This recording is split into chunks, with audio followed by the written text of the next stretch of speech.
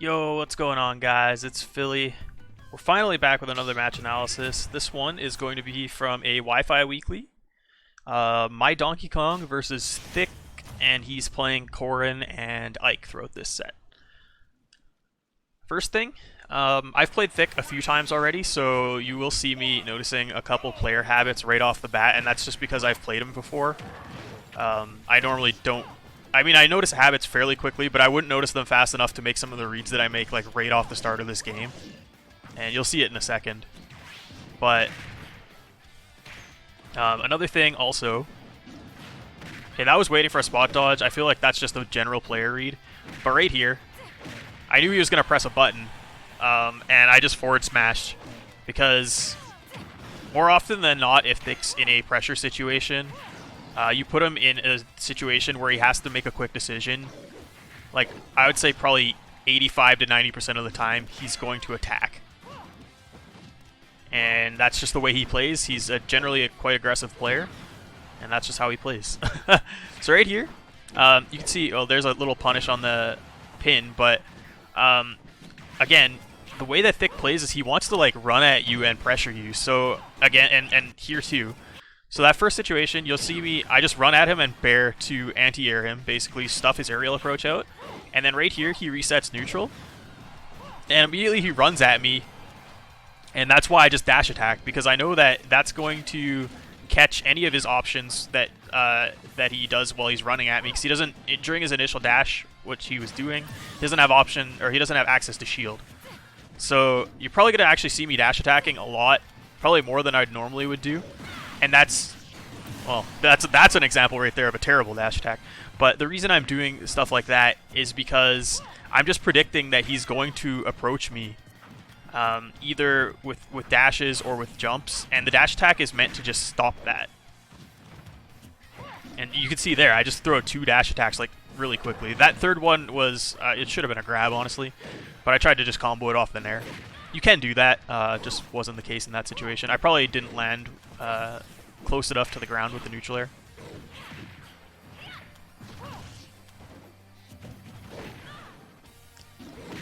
And again, anti-airing with up tilt because, again, I know thicc is going to likely attack. And what is Corrin going to do on the ground attacking? It's probably just pin, right? Her other grounded options, not that great. Maybe down tilt's okay, but for the most part, she wants to attack with pin or aerials. So up tilt's going to catch all of those aerials. Right there, you can see I tried to dash attack again. It would have caught the rising fair that he did had I done it just slightly earlier.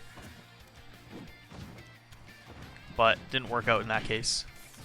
Ooh, I messed up a B reverse hand slap there, and that probably would have killed him. Looks like he was reading something here. Yeah, I think right there, he's probably reading after this back air on his shield. So right here, I do stuff like this a lot, and I think he's starting to catch on here.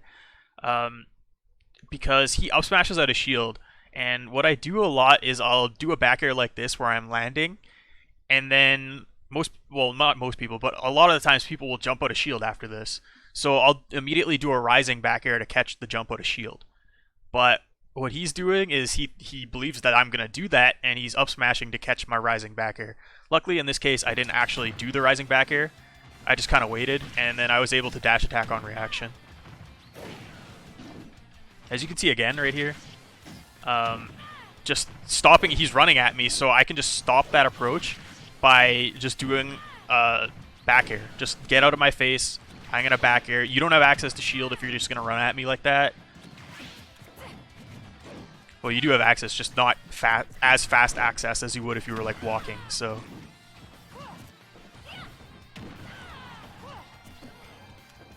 At this point, like, I'm feeling pretty comfortable. Pretty much everything he's doing is just getting stuffed out by my attacks. He finally does land a back air there. That move is absolutely huge and quite strong. Similar to how it was in Smash 4. But as you can see, I tried to go for another back air just to kind of stuff him out. But yeah, it's pretty comfortable right now. And that was stupid. This is not me like reading and reacting to anything here. This is I didn't have time to stuff out his attack, so I figured I knew he was gonna attack. I didn't know he was gonna pin, but I knew he was gonna attack. because that's what he does every time. So I spot dodged, and then this dumb mechanic, spot dodge canceling, allows me to cancel my spot dodge with an up tilt. So when he pinned, I could actually punish his pin before he can kick. I feel like in Smash 4 I probably couldn't do this. Yeah, spot dodge canceling is a dumb mechanic, and yes, I used it here, and I do use it generally in my gameplay because it's so good, but I hate it.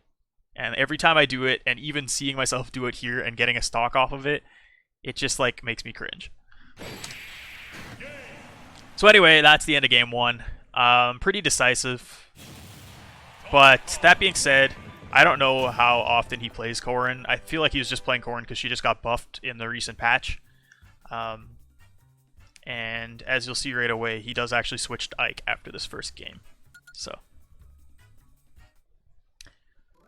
I will try to be a little bit more in-depth and kind of stop situations a little more and look at them in the next couple games, because of the fact that he actually, to my knowledge, Ike is one of his mains, and Corrin's not. So I feel like, yeah, there's player things that I could learn from that last match and stuff that I could point out, especially from DK's side. But for my own benefit, it's more important for me to learn things about his Ike, because I feel like if we were to play in a tournament that actually mattered for something, I'm much more likely to see the Ike than I am of the Corrin. So going to Smashville, I would have banned FD and either Kalos or Town just because they're similar to FD. And yeah, Smashville I think is a good pick for me. He picked it obviously, but one thing I just want to point out, this little setup here. Generally, when DK does an up tilt at low percent like this is bad. For anyone who plays DK or plays against DK quite often, you'll know that up tilt is not actually safe on hit at low percent, especially 0%. Any character that has a fast aerial can get, like, they can just take the hit from up tilt and then punish DK. So this is bad. However, I don't know that Ike actually has an aerial fast enough to punish DK. So this is probably okay. But in general, this is something that DK players should eliminate from their gameplay. And this is probably a mistake on my part. But anyway, had this happened at a little bit higher percent where it's actually safe on hit, this same setup that I want to point out here does actually work pretty well. So what I do is I up tilt, and then I will dash away and pivot grab. And because DK's pivot grab is so huge, it'll actually cover pretty much like 3/4 of the options available to the opponent. If they like neutral air dodge or directional air dodge down into the ground, the pivot grab will grab them. If they directional air dodge towards where I'm dashing, the pivot grab will still grab them. And if they press a button, so I believe in this case he tries to press a button. Maybe I don't actually remember from what I just saw, but we'll see in a second. So like if he tries the neutral air or something, it'll catch him. You're far enough away that the neutral air won't hit me, and my arms are intangible, so I'll just grab him. And yeah, big damage off the grab. The only things that he can really do to get out of this situation is to double jump or to directional air dodge away from the direction that I dashed. So as you can see here, he did try to press a button. I don't know what button it was because his animation didn't completely come out. But I read that it's a setup that I use quite often. It does seem to work on a lot of people. And as you can see, I netted 56% off of it. So pretty good. You'll see me use that setup like probably more often in this set. And ooh, I got lucky there. So this, I gotta be aware of that. When Ike does something like this, I can easily get dragged off stage. So that back air was probably not a good idea. I should have stayed on stage and tried to forward smash this up B, which is a strategy that works because of the fact that DK's arms and front of his body are intangible or invincible on his forward smash. So yeah, this is a bad situation, and I think basically I was probably holding towards the stage. I don't know if that actually mattered, but I think the only reason I didn't get dragged off stage is because DK's fat enough that he actually hit the stage on the way down. A skinnier character like ZSS or something might have just died here. So this is something that I should watch out for and be a little bit more careful of. He was definitely trying to drag me down with him. I don't know why he needed to do that. I'm pretty sure it would kill me off the spike if he had grabbed ledge, but I don't know. I'm not an Ike expert. I don't pretend to be, so.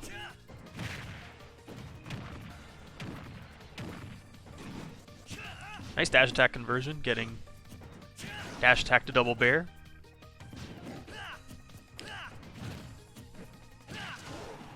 So I haven't really focused on neutral yet. Let's see. Oh, that's something you'll see work out for him a little bit more in the set once he learns the timing. But yeah, I haven't really focused on neutral yet. So once we get back into neutral, let's see if he's doing the same sort of things that he's doing, or that he was doing with Corrin. I missed a free punish there. That's unfortunate. Alright, so neutral should reset here. I tried to use my invincibility to go for a grab, because obviously he's in ding-dong range right here. And he shields, that's a free grab, that should be a kill, and it is. Okay, so now that we're back in neutral once the invincibility ends off here. Yeah, so obviously Ike is going to want to do a lot of nairs, and like I said, he's a very aggressive player, he's going to want a nair. So as you can see, now it didn't really work out for me here. You'll see a couple times here. So again, I'm dash attacking, it worked, but yeah, so I'm back airing there. That second back air was a terrible idea. The first back air was because I thought he was going to jump in neutral air, right? But he happened to double jump, so it outspaced my back air. And there's that edge guard. This is, yeah, that's a matchup changer for Ike, man. In this matchup, that really destroys DK. Okay, so that fair was not trying to fair his up B. I read a double jump that he didn't do, so my read was wrong. But yeah, that's what that fair was. If I thought he was going to up B, I'd forward smash, like I said. That's, in my opinion, the most consistent way for DK to do it, other than like jumping above him and down airing. Up B had a shield actually tanking my back air and hitting me. Yeah, okay, so in this situation, let's see, did I grab the ledge here? Oh, so I get hit. I'm in the air, and I've got to land, right? And I double jump away, which is normally okay, but Ike has enough time to get over there and dash attack, which was recently buffed, and it's incredibly strong now. So yeah, as DK, my only option there really is like side B or air dodge, and I don't even know the side B's armor frames would have came out in time. So I think the better option would have been to try and land on the platform, and that would have gave me just a little bit more time to react to what he was doing. Because he either has to jump, which obviously I can see there's a little bit more time for me to react there, or he has to use like up tilt or up smash, which are both not the fastest moves in the world. So anyway, I decided to just go back. I didn't think the stage was the problem there. I thought that I just wasn't really responding to what he was doing properly. I think I played too much the way that I played against the Corrin, which was trying to stuff things out too much. I think the way to do it a little better is, in this matchup at least, is just be a little bit patient. And obviously you can see he's going to punish my landing again there with another dash attack. Something I got to watch out for. As you can see, I'm being a little bit more patient. I'm just kind of waiting here. And that forward tilt caught him when he tried to land with a fair. And then I'm just kind of standing out of his range. That shield grab was really bad. But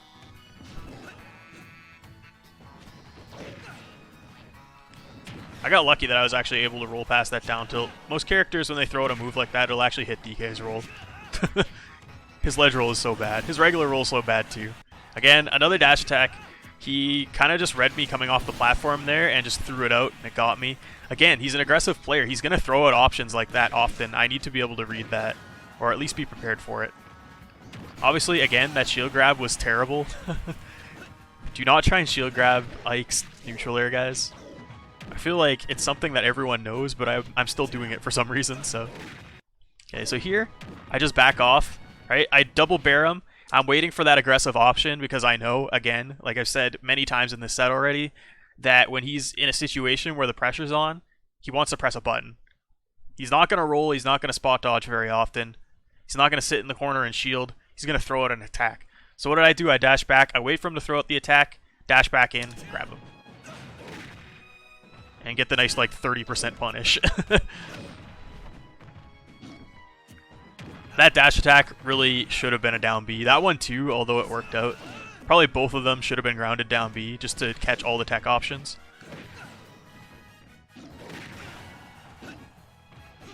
Now Ike's in the air. See, I'm just being patient again there. I don't think I was actually aggressive enough on the landing. But again, I'm being patient. I'm waiting for him to land. I don't want to be in range. Ooh, I could have killed myself there. But yeah, I don't want to be in range of that neutral air when I'm landing because I don't trust my ability to parry it. If you haven't noticed, I don't really land too many parries. Definitely not something that I'm good at, as of right now anyway. So I don't trust my ability to do that, so... And again, even here, this is just like patient. This is not my normal ledge trapping style. Although sometimes I do just stand and charge punch and wait and kind of react. But a lot of times I'll be closer to the ledge here. But I know that, again, he's likely to attack from ledge. So I just wait for it. I wait for him to throw the attack out because he's forced to make a decision. He wants to attack. And I wait for him to throw the attack out and just back air afterwards.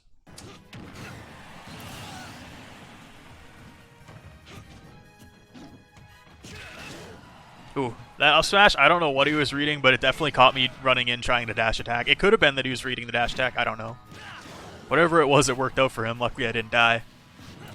But not a lot I can do against that edge guard. I mean, I could have went high, but I feel like that pillar of flames would have still hit me.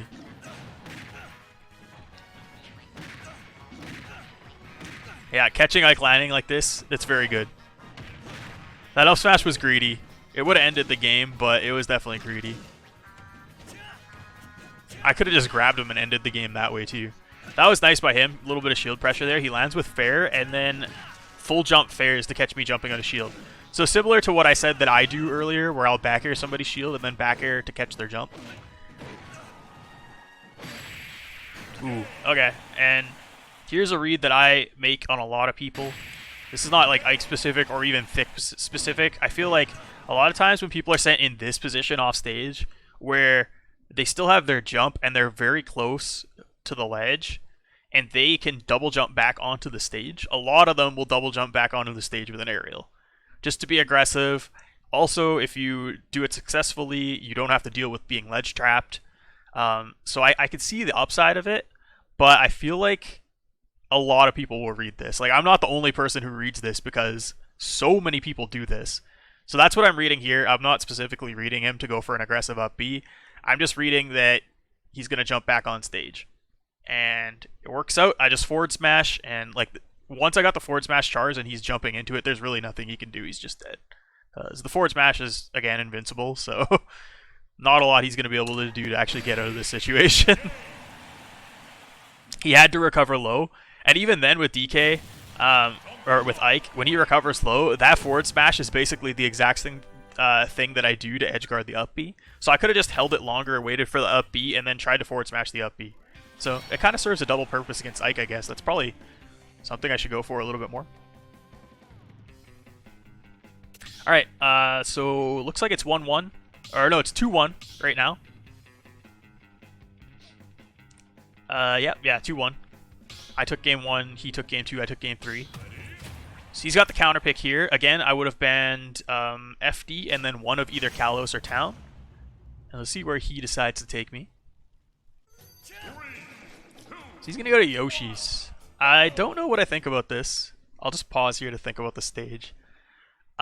Obviously, both characters are heavyweights who normally take stocks pretty early, and this is going to allow both of us to take stocks even earlier than we normally would. So it's kind of a double-edged sword. Like, I think the reason he's picking this stage is so that he can kill me early and probably get some platform extensions with neutral air and maybe take a really dumb early stock with up air. But at the same time, if I grab him on a platform, he can die super early. If I... Like, even my ding-dong range is a little bit bigger, or a little bit better on this window. Or, I mean, on the stage. The actual kill range is quite a bit lower. So, I don't know. I don't know how I feel about this being a good counter pick, but we'll see how it works out for him, I guess. So there, I was waiting for him to land, and he double jumped to fake out my, like the option that I picked to stop his neutral air, which was a forward tilt in this case. And he was able to punish me for it, so it seems like that's something he's doing a lot. You can actually see it right here. He probably just did like 4 empty double jumps in a row. Like, there's one. This one, he lands the double jump with a fair.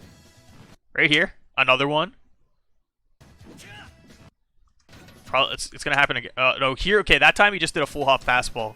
But then right here, he does it again. So it's like, 3 in a row. So this is like a very clear pattern on the way that this guy plays neutral with Ike.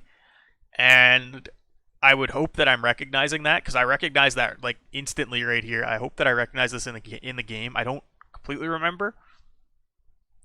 But yeah, the way to do that, or to beat this out, is clearly to just, when I see him jump, to just jump at him and up air. That'll just catch this like free. Obviously what he's trying to bait here is what he did on the very first interaction in this game, where I just thought he was gonna like full jump neutral air at me. So what I did was I dashed back and I forward tilted, but he double jumped, so he outspaced the forward tilt and landed on me and punished with a neutral air, or it might have been a forward air. But that's clearly what he's trying to do, because it worked the first time.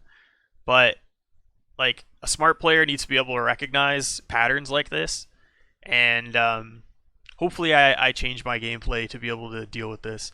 So whether that means just like not falling for this little bait that he's doing with the double jump, or if it means playing aggressive and, like I said, just running at him and up airing for this.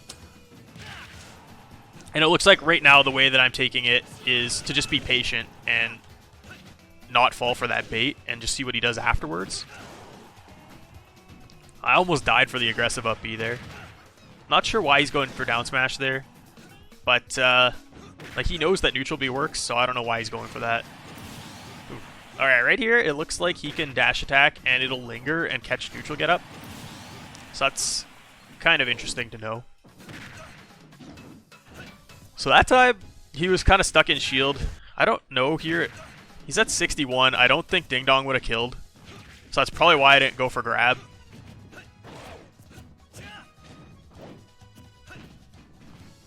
But I did read the up air, or I mean the jump out of shield with an up air.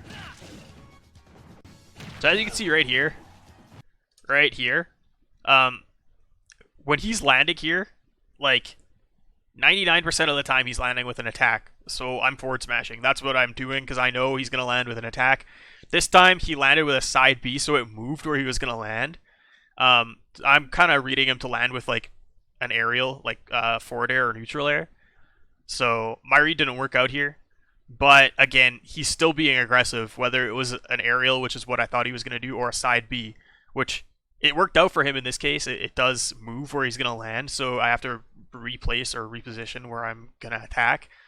But yeah, he's not, like, almost every time, like I said countless times in this video, he's coming down with the aggressive option. So that's why you see me going for that forward smash. Again, he's trying to forward smash now. He tried to down smash last time. I don't know why he's not just neutral being there. He already knows it's a free edge guard, so I'm not sure why he doesn't do that. And then Ike is one of those characters that does get hit by the up smash while he's in the grounded animation, so I get relatively early stock there. I think he was at like 92 when I up smashed him.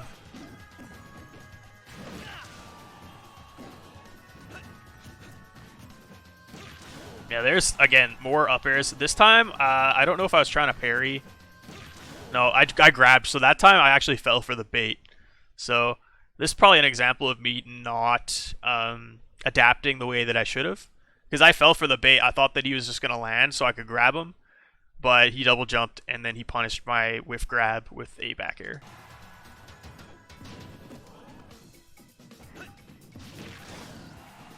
That was a little bit of a panic up B out of the corner. Probably not the greatest option. It works sometimes. I understand like why I did it in theory, but it, like looking back on it now, not the greatest idea. And there's another one, and I also get punished for that. He could have punished a lot harder though. Ooh, that should have been a stock. But I didn't dash first, and then unlucky because I end up losing my stock right away, and now he's got the lead instead of me having it. So that's the correct way how to deal with this. Well, one of the correct ways. So as you can see, he jumps off the platform. He's going to do that exact same bait where he double jumps and then tries to land with an aerial to punish whatever I whiff when he's double jumping. But this time, I don't fall for it. Again, so good adaptation this time. I don't fall for it. I just jump at him in back air because I know that he's trying to time his aerial for after I've whiffed something. So I know there's not an aerial coming out preemptively that's going to stop my back air. So I can just jump in with an aerial and hit him.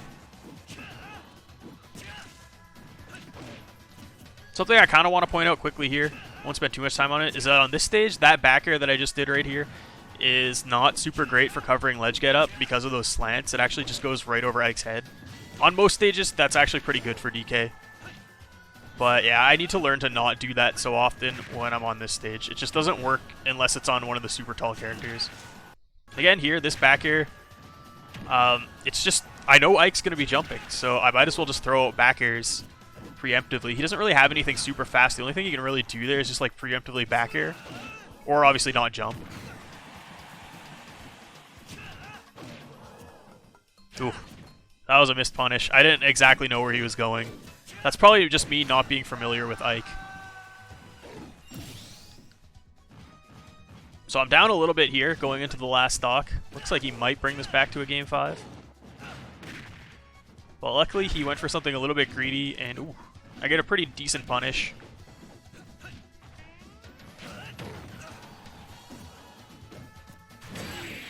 Oof.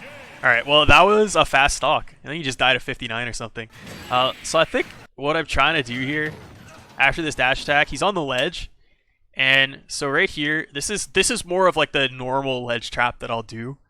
Where I mix up either standing here and shielding, which is what I'm doing here, or I'll stand here and shield for a bit, and then I'll do a short hop fast fall neutral air. And that short hop fast fall neutral air will cover like a whole crap load of options. It covers jump.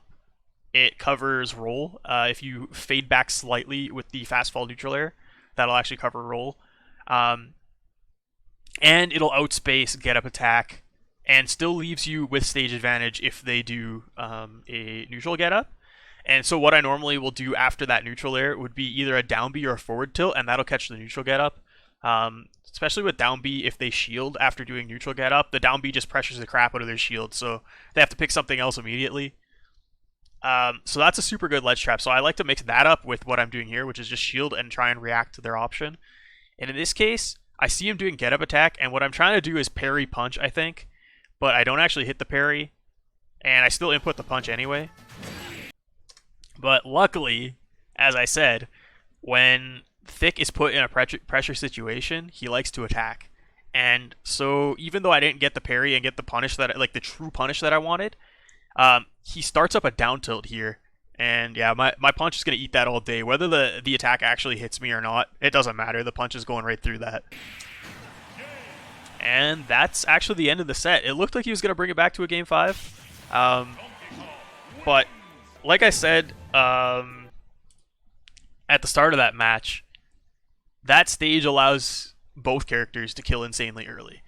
And honestly, I think that punch at that percent might have killed on a lot of stages. But it might not have killed on some of the stages. On some of the stages with bigger blast zones on the side, I don't know that that actually would have killed Ike. But either way, that's the, like I said, the double-edged sword that he decided to spend his counter pick on. So hopefully that you guys learned a little bit in this video, whether it's people who are watching this video to learn DK stuff or to learn how to fight Ike. Honestly, I'm not the greatest at fighting Ike, but I think I was able to at least explain some counter strategies to the way that Ike plays, especially with that little double jump bait that he'll often do in neutral. That's not just a Thick thing. I feel like that's like a general Ike thing. And then finally, or if you're learning to either play against Thick because you're a Manitoba player and he gives you some trouble, or if Thick is watching this video and wants to learn from the set, maybe, you know, some of my insights might be quite helpful to him, especially the way that I think I was just constantly reading his aggression. I think one thing that he can do to like level up massively as a player is to not tone that down all the time, but to be able to tone that down when he notices that his opponents are reacting to it properly, like I was throughout the whole set here. So either way, I think I found this helpful for myself, and there will be a second set review because I did play Thick in Grands again in this tournament, so that'll hopefully be posted soon. Hope to see you guys in that one. Peace.